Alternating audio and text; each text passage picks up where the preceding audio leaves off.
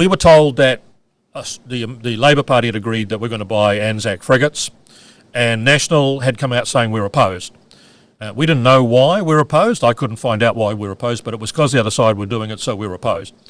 And Labor did the right thing. They said, well, we'll put a committee together for you to come and ask questions of the Australians about their ships and satisfy any of the concerns you may have.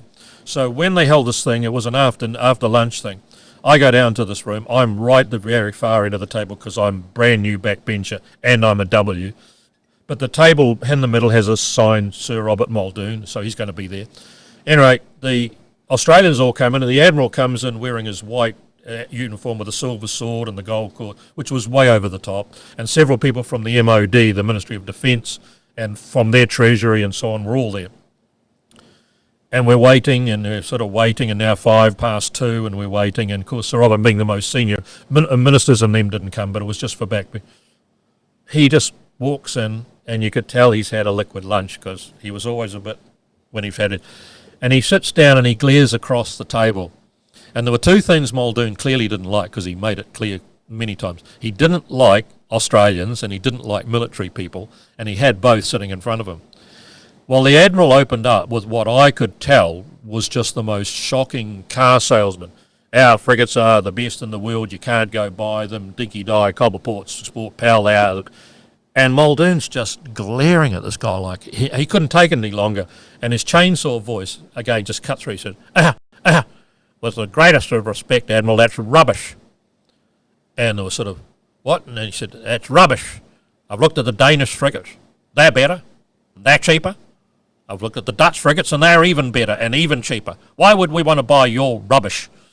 And about 4 of the MOD treasury, they all tried to speak, and the Admiral goes, I got this. No, I got this.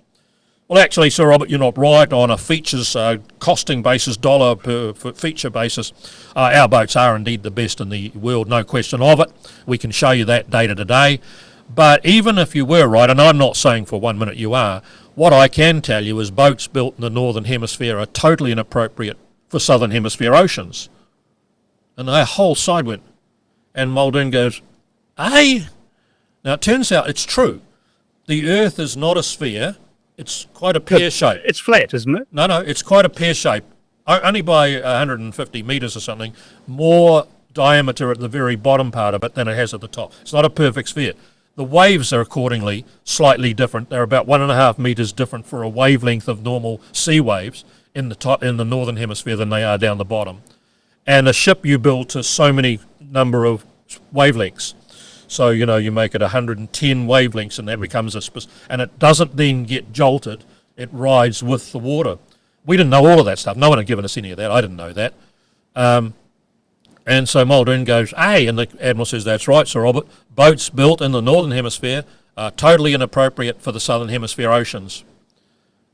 And quick as a flash, Muldoon glares at him. He says, so what are you telling us here, Admiral? Captain Cook came on the wrong fucking ship?